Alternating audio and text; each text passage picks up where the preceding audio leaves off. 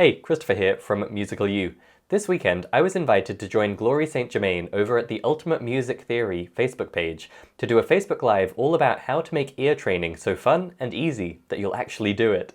We had a blast. It was a really fantastic conversation talking about improvisation and playing by ear and solfa versus intervals and how to learn to sing, all kinds of good stuff. I wanted to share just a little bit with you today, and if you enjoy it, head over to the Ultimate Music Theory Facebook page where you can watch the full replay.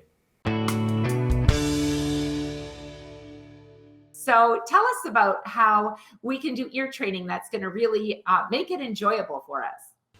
Sure. Well, I think let's begin by just addressing front on why isn't it enjoyable? I think that is often people's experience, and I think teachers often struggle because they haven't really been equipped with ideas or frameworks for teaching ear training in a way that will be fun and easy for their students. So what we found is that the fundamental problem is that ear training is taught in a way that's separate from everything else the student is doing, typically. Right. And Glory, when you were on the Musicality podcast last year, I think you and I bonded over the fact that music theory is often handled in a similar way, and it's kind of put in a little box, and people study it because they're meant to, but actually they don't make the connections to the things they truly care about in music, like their instrument, like the music they're playing, like the music they're listening to. And so it becomes this kind of duty and a chore, and it's all very dry and abstract. This goes for music theory, and it goes for ear training, and fortunately, because there's that kind of root cause, the solution is also quite simple. Not necessarily easy, it requires some creative thought, but fundamentally, the way to make ear training fun and easy is to connect it to the stuff in music that is fun and easy for you, connect it to the things you care about and are passionate about. And we can definitely talk a little bit about how teachers can do that in the context of a lesson, because that is what transforms ear training from being, for me it was a week before the exam, you better learn these oral skills, let's learn the reference songs for intervals and hope you pass. And of course nobody did, because suddenly oral skills were a thing out of nowhere that made no sense to anybody. And if that's your only experience of ear training, you're not going to get very far, and you're not going to see the value, and you're not going to enjoy the benefits. So that's really what we're trying to get away from. Well, and when you think of the ear training too, that when you do learn to hear those intervals, I mean, even think about if you're out and about and you hear a song that you really love, you need to recognize what is the distance? Is it ascending or is it descending? And if you can hear that, you can actually just go over to your instrument and play it. And, sometimes that's how, you wonder, well, how can you just play that by ear? Well, because I can hear it.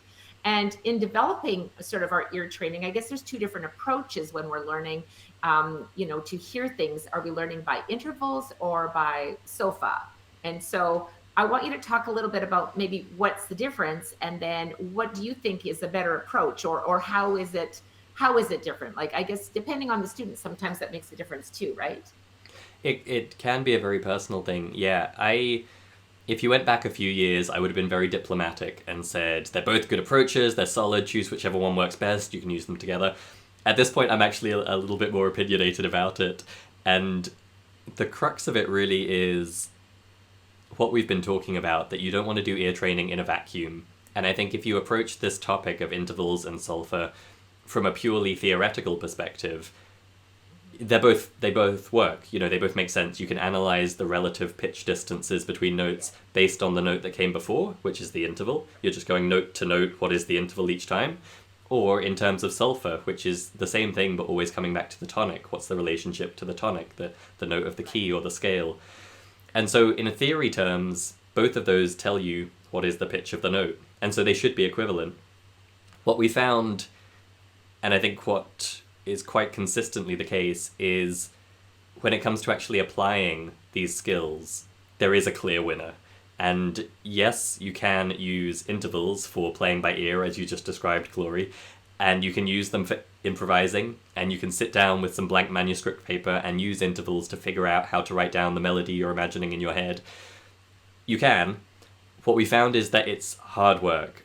So to set the context, we started our company, which is called Easy Ear Training, with an interval training app. So don't get me wrong, I'm not anti-intervals, but what we kept finding was that people would get in touch and tell us the same thing I had found myself, which was, you can get very good at recognizing intervals and still really struggle to write down a simple melody or play it by ear. Yes, And that's true.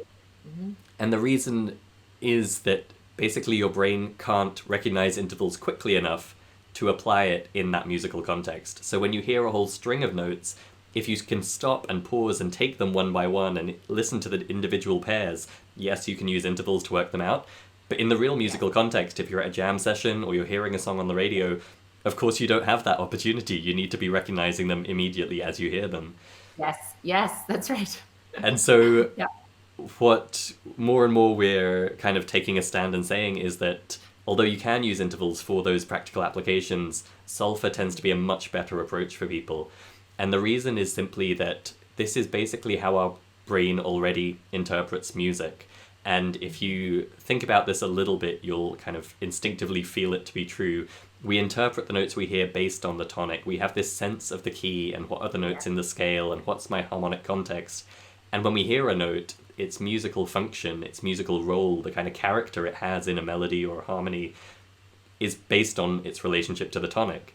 And so our ears are kind of already interpreting notes that way. And what Solfa does is it just makes that explicit and it gives you names to put on those notes so that when you hear them, you don't just hear what they sound like, you actually recognize and identify them. And Right. that's super cool because it means you're not dependent on the note before. You can hear any note from a melody and immediately know what it is. And of course, that makes playing by ear or improvising or transcribing or writing your own music vastly easier because you have that instant recognition of what is the scale degree. Yeah. And I think that is such a wonderful, wonderful skill that can be obviously developed. Oh, hey, one more thing.